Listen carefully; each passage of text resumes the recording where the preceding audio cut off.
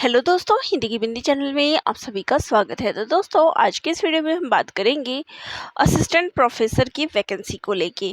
तो देखिए, जैसे कि आप सभी को इंतज़ार रहता है अलग अलग स्टेट्स में अलग अलग वैकेंसीज़ की। स्पेशली मैं बात करूँ तो असिस्टेंट प्रोफेसर की, तो यहाँ आप सभी के लिए बहुत ही सुनहरा मौका आया है। एक असिस्टेंट प्रोफेसर की वैकेंसी जो है आप सभी के लिए आई है। तो देखिए, आपने सबसे पहले यूपीएचएससी का फॉर्म भरा, उसके पेपर का कुछ अता पता अभी तक नहीं है। 2 साल बीत चुके हैं, क्या होगा कुछ नहीं पता, कब तक एग्ज़ाम होगा। आए दिन केवल अखबारों में हम खबरें पढ़ते आ रहे हैं। चलिए, ये तो उसकी बात हो गई, एमपी का सभी ने दिया। इसके बाद अब बात करते हैं हरियाणा की। तो ये जो वैकेंसी आई है, ये आई है हरियाणा असिस्टेंट प्रोफेसर की। तो यहाँ जो भी असिस्टेंट प्रोफेसर की तैयारी कर रहे हैं उनके लिए बहुत ही अच्छा मौका है, क्योंकि इसमें सीट्स भी ज़्यादा है। तो ये देख सकते हैं कि ये पब्लिकेशन की बात करें कि कब पब्लिश हुआ था, तो ये कल 2 अगस्त 2024 को पब्लिश हुआ था। और यहाँ पर आप जो है ऑनलाइन फॉर्म जो है यहाँ से फिलअप कर सकते हैं। ठीक है, चलिए अब इसकी डेट्स वगैरह क्या है, या इसके लिए क्या रिक्वायरमेंट्स है, या कैसे जो है आपको इसमें फॉर्म भरना है, चलिए सारी डिटेल्स मैं आपको यहाँ पे दे देती हूँ।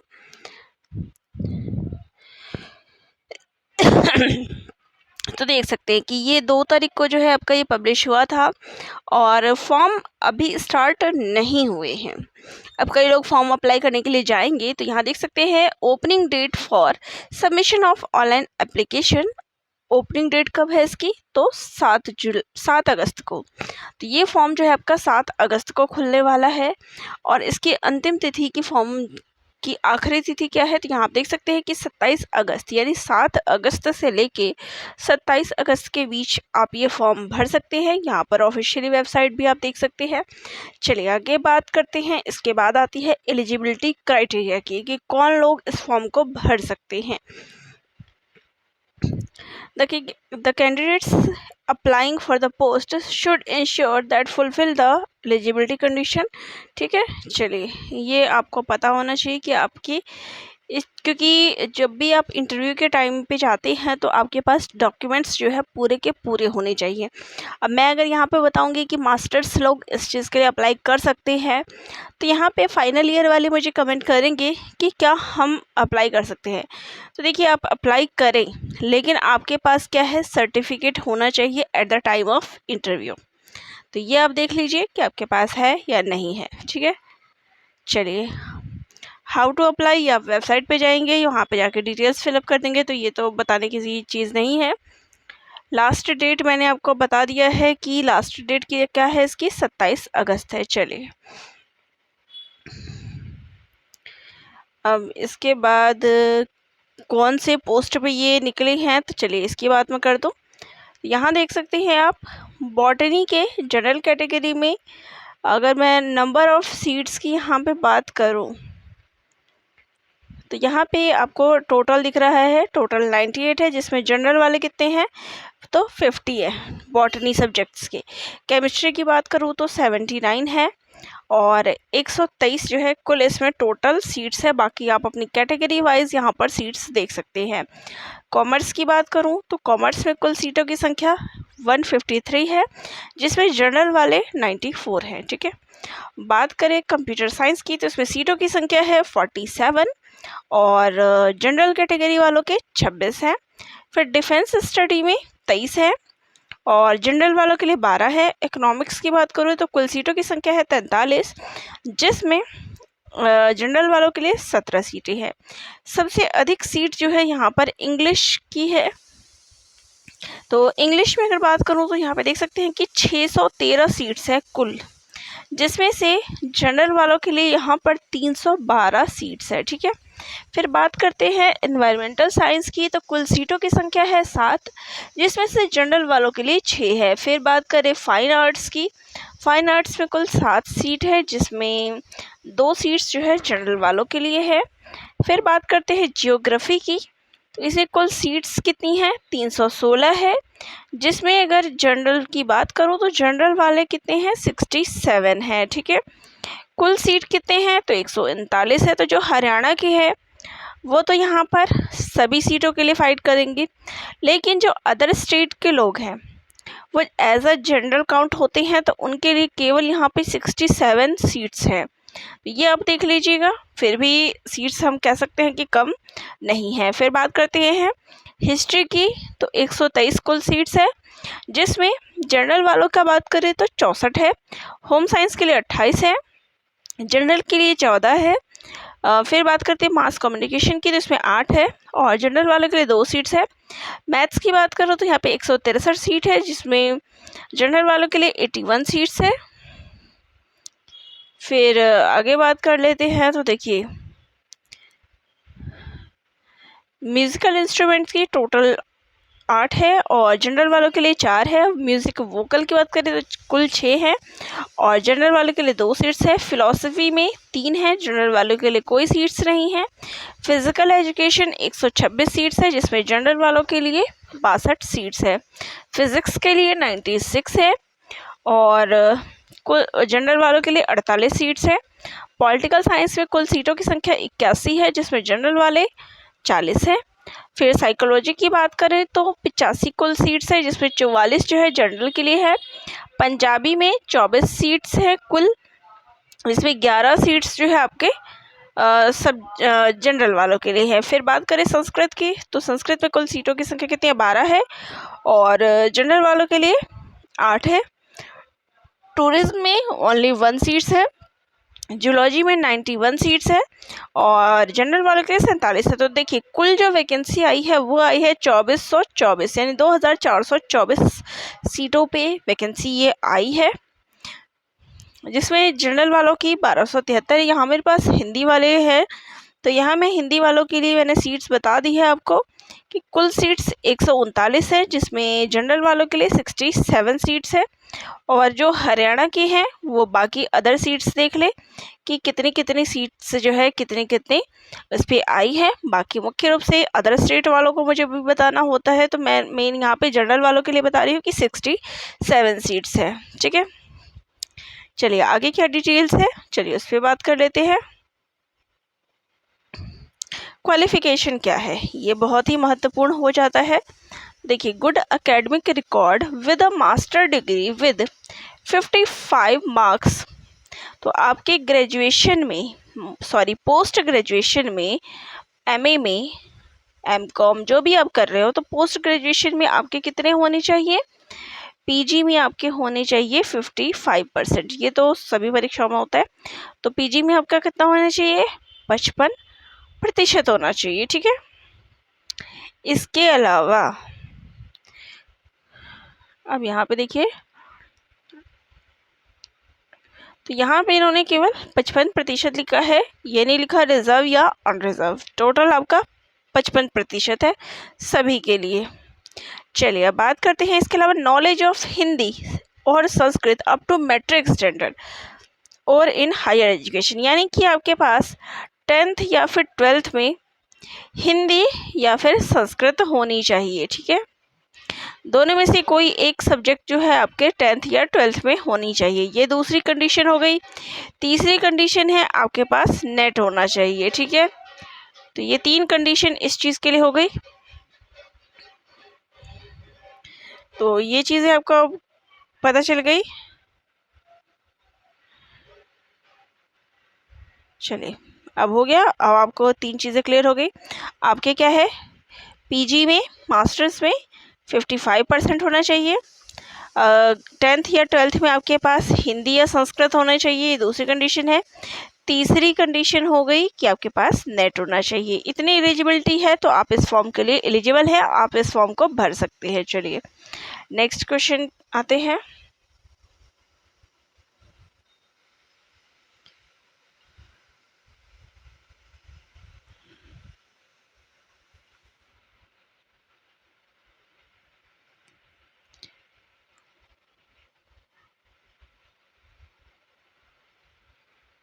चलिए ये था आपका।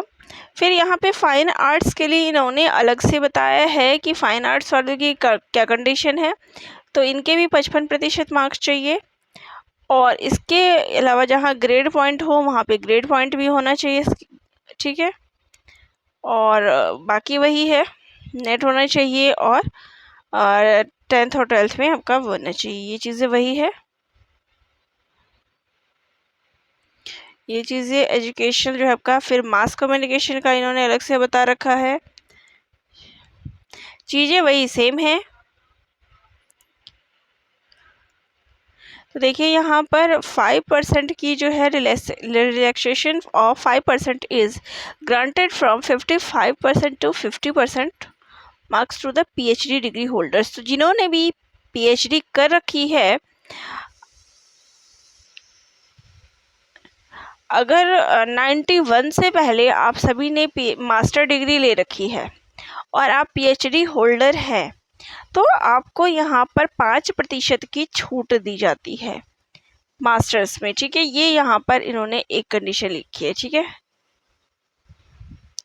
इसके अलावा 5% की रिलैक्सेशन जो है मास्टर्स और बैचलर्स में मिली हुई है, जो कि कैटेगरी वाले लोग हैं, ठीक है। तो आपका मतलब 50% हो जाएगा, ठीक है।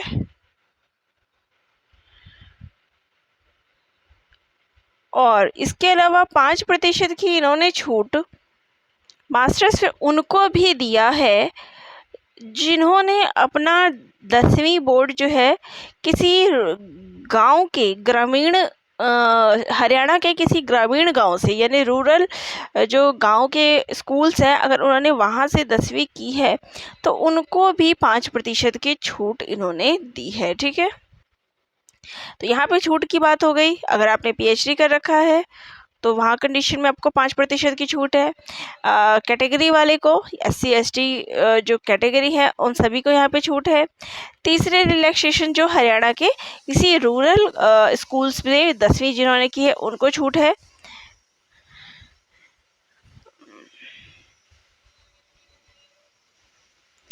फिर बात करते हैं आगे की।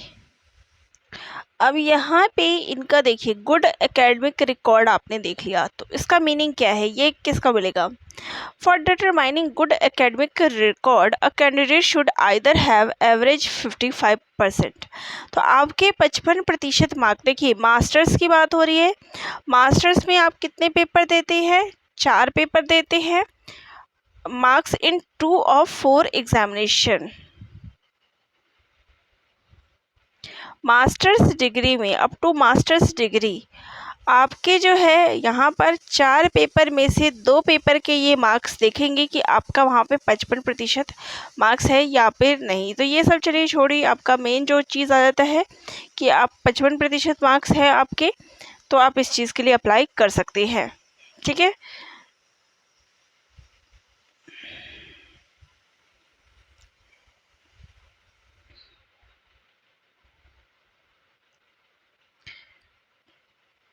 चलिए बाकी आगे डिटेल्स में देख लेते हैं। अब जो कैटेगरी के हैं मुझे एक बार मैसेज कर देना, तो उनके लिए मैं ये डिटेल्स में बता दूंगी।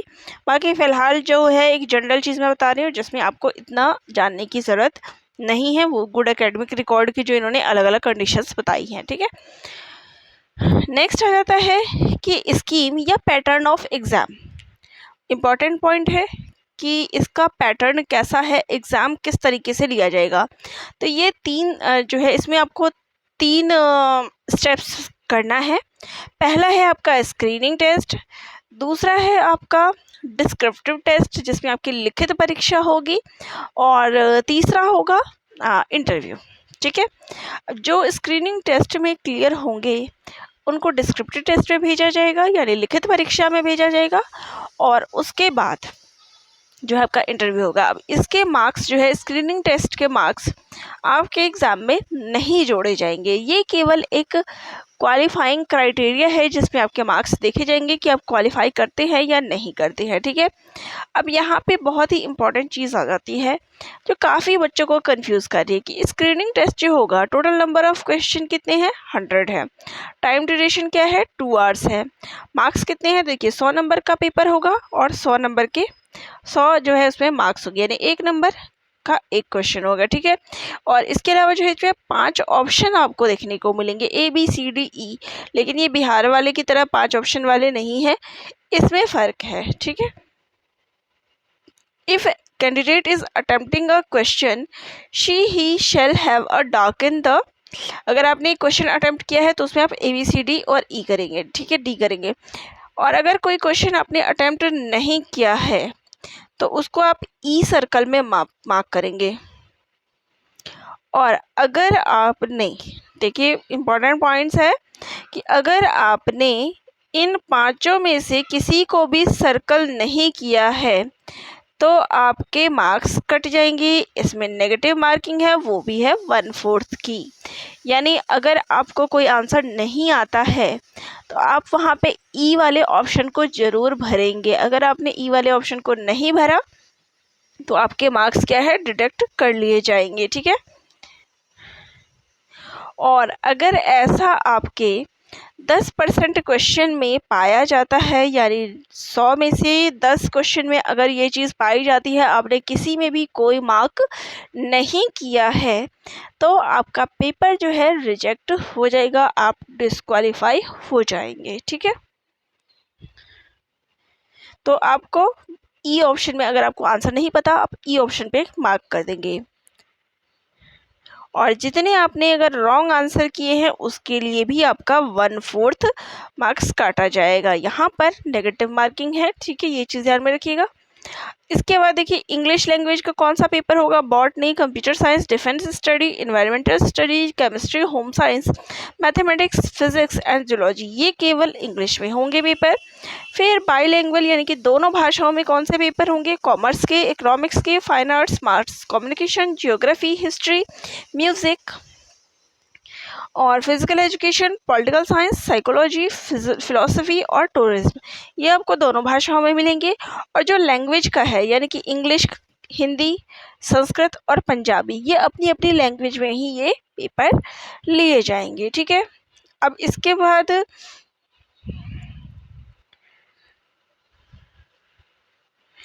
और इसमें कितने परसेंट को जो है, देखिए 4 गुना बच्चों को जो है पास किया जाएगा। जैसे अगर मान लीजिए 63 आपका जनरल का है, या मैं यहाँ पे 60 ले लेती हूँ, तो 60 अगर पासिंग मार्क्स है, 60 अगर बच्चे हैं तो 60 का 4 गुना जो है बच्चों को बुलाया जाएगा, यानी 240 बच्चों को इस पेपर में पास किया जाएगा, ठीक है। मतलब जो इसका नेक्स्ट स्टेज है लिखित परीक्षा के लिए, इसमें 4 गुना ज़्यादा बच्चों को भेजा जाएगा। और इसका भी इन्होंने कट ऑफ डिसाइड किया है कि कितनी कट ऑफ इसकी जाएगी। तो यहाँ पर देख सकते हैं कि 25% जो है आपका स्क्रीनिंग टेस्ट में पास होना ज़रूरी है। इससे कम अगर आपका आता है, यानी कि 100 में से 100 का जो है 75% आपका आना चाहिए। 100 का 25% यानी कि 75 नंबर जो है आपको इसमें अटैम्प्ट करने हैं, ठीक है। चलिए देखिए अगली जो यहाँ कंडीशन है, इन्होंने बताया है कि in case where the total number of applicants is less, अगर मान लीजिए टोटल नंबर ऑफ कैंडिडेट जो है यहाँ पर कम आ गए, या फिर नियरली जो है ये 4 टाइम्स के आ गए, तो क्या है, उनको डायरेक्टली कॉल किया जा सकता है। मान लीजिए आपके 25% नहीं आए हैं, लेकिन आप नियर बाई इसके हैं, तो आपको बुलाया जा सकता है। तो ये जो आप स्क्रीनिंग टेस्ट में मार्क्स लेकर आएंगे, ये आपका फाइनल सिलेक्शन नहीं है, ये सिर्फ short listing of candidates for subject knowledge test, यानी केवल ये आपका क्या है, स्क्रीनिंग टेस्ट इसलिए लिया जाएगा ताकि आपको नेक्स्ट लेवल जो सब्जेक्ट लेवल का एग्ज़ाम होगा उसके लिए आप क्वालिफाई कर सकें। तो ये एक आपका क्वालिफाइंग पेपर है जिसमें आपको 25% तो लाना ही लाना है, 25% आप इसमें मार्क्स लेकर ही आएंगे, ठीक है।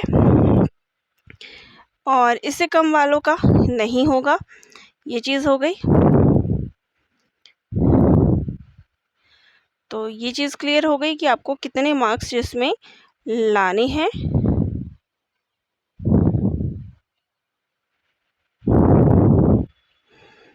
इससे जितने ज़्यादा लाएंगे उतना ज़्यादा अच्छा। एक मिनिमम इन्होंने क्राइटेरिया जो है डिसाइड किया है, ठीक है। फिर सब्जेक्ट नॉलेज टेस्ट, दूसरा जो आपका पेपर होगा वो होगा डिस्क्रिप्टिव, जो कि 3 घंटे का पेपर होगा। टोटल मार्क्स की बात करें तो 150 क्वेश्चन जो है इसमें पूछे जाएंगे, और बाकी सारी चीज़ें आपकी सेम हैं जो ऊपर थी।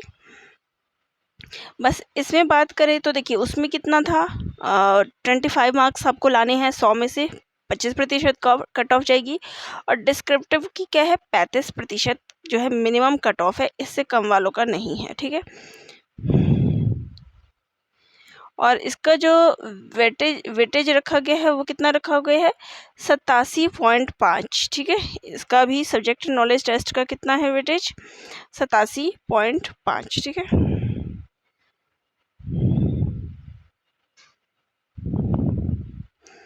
तो इतना आपको लाना है। चलिए इंटरव्यू के लिए जो है वेटेज कितना है, 12.5, 12.5, ठीक है। और आपका मेन जो है इसके आधार पर, और इसके आधार पर जो है आपका फाइनल सिलेक्शन डिसाइड किया जाएगा। तो ये हो गया आपका जो क्या टेस्ट होगा, एग्ज़ाम पैटर्न क्या होगा, इसको लेके बात। और एकेडमिक लेवल यहाँ आप देख सकते हैं कि इतने से इतने के बीच में होगा, ठीक है। तो चलिए ये तो बाद की बात होती है, जब सिलेक्शन हो जाता है उसके बाद का प्रोसेस है, लेकिन फिर भी कई लोग पूछ लेते हैं। तो ये आपने देख लिया, नेशनैलिटी आपको पता है, ये सब तो वही है। एज लिमिट की बात करें कि इसके लिए आपकी एज लिमिट कितनी होनी चाहिए, तो should not be less than, कम से कम 21 साल, और अधिकतम जो है इसकी 42 ईयर्स से 42 ईयर्स है, यानी कि 15 जुलाई तक आपकी एज जो है 42 वर्ष से ज़्यादा नहीं होनी चाहिए, ठीक है।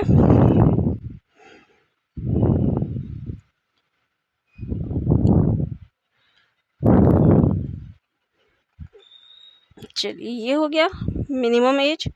और छूट जो मिली हुई है वो शेड्यूल एससी को मिली हुई है 5 साल की, बैकवर्ड क्लासेस ऑफ हरियाणा इसमें 5 साल की मिली है, डिसेबिलिटी वाले कैंडिडेट्स को मिली हुई है। यानी वही हम कैटेगरी वाले की बात कर ले तो कैटेगरी वालों के लिए जो है छूट रखी हुई है वहाँ पे। बाकी आप 21 से 42 साल के बीच याद रखिएगा कि 15 जुलाई से पहले आपका कंप्लीट होना चाहिए, ठीक है, उससे अधिक नहीं होना चाहिए।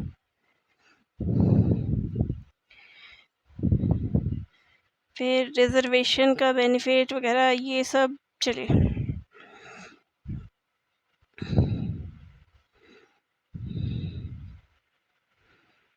बाकी तो कैटेगरी के लिए है। अब बात करते हैं फ़ी की, कि फ़ी क्या है, ये भी इम्पोर्टेंट हो जाता है। तो देख सकते हैं कि जो मेल कैंडिडेट्स हैं, यानी कि जनरल कैटेगरी के लोग हैं, ex service man of Haryana, उनके लिए for male candidates of backward classes belonging to creamy layer, for male candidates for all category, यानी कि मेल कैंडिडेट्स की इन्होंने जो एक्स सर्विसमैन के बेटे हैं। दूसरा हो गया कि जो बैकवर्ड क्रीमी लेयर से बिलोंग कर सकते हैं ओबीसी कैटेगरी के, उनके लिए, plus male category for all other states, इनके लिए फ़ी कितनी है, 1000 रुपये, ठीक है। अब यहाँ पे देखिए, for all female candidate of general category including female dependent of ESM of Haryana only, इसके अलावा for female candidates of all category of other state. तो जो अदर स्टेट की फ़ीमेल है, अब याद रखिए कि जो हरियाणा की जनरल फीमेल है प्लस जो अदर स्टेट्स की फीमेल्स है, उनके लिए 250 यहाँ पर फ़ी रखी गई है। तो चलिए अदर स्टेट के फीमेल के लिए बहुत अच्छी बात है कि यहाँ पर उनके लिए भी फ़ी जो है इन्होंने इतनी कम रखी है। इसके अलावा जो रिज़र्व कैटेगरी के लोग हैं, एससी एसटी मेल फीमेल, इन सभी के लिए 250 फ़ी रखी गई है। चलिए ये था हमारा फ़ी डिटेल। तो यहाँ पर अदर स्टेट की महिलाएं बहुत खुश हो गई होंगी, क्योंकि देखिए बेनिफिट तो हरियाणा की महिलाओं को मिल रहा है, लेकिन यहाँ हरियाणा की जो गवर्नमेंट है वो आप सभी के लिए यहाँ पर दे रही है जो अदर स्टेट के हैं। मेल कैंडिडेट्स के लिए बहुत ज़्यादा अंतर है, 1000 रुपये और 250 रुपये, बहुत ज़्यादा दोनों के बीच अंतर है, लेकिन क्या कर सकते हैं, ये उनका इसके लिए जो है हम कुछ नहीं कह सकते। और जो डिसेबल पर्सन है उनके लिए, जो डिसेबल पर्सन है हरियाणा के, उनके लिए कोई फ़ी नहीं है, ठीक है। फ़ी जो है रिफ़ंड नहीं किया जाएगा। चलिए ये सब तो सभी कैटेगरी में आते हैं, सभी मतलब एग्ज़ाम्स में ये चीज़ें होती है। अब कैसे आपको फॉर्म भरना है ये सारी डिटेल्स है।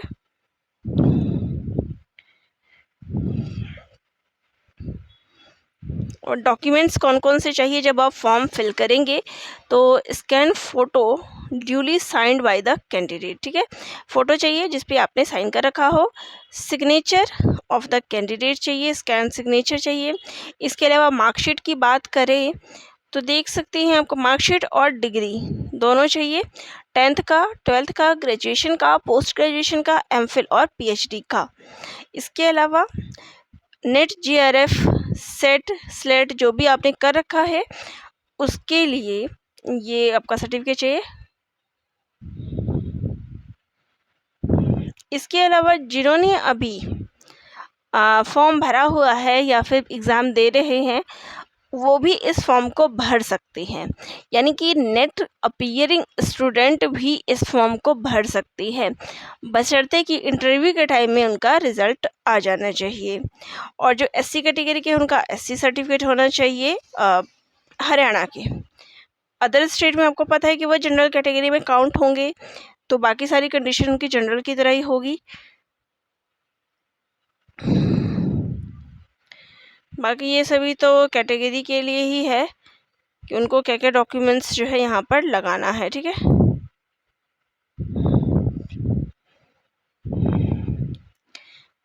तो यहाँ पर ये आपका हो गया।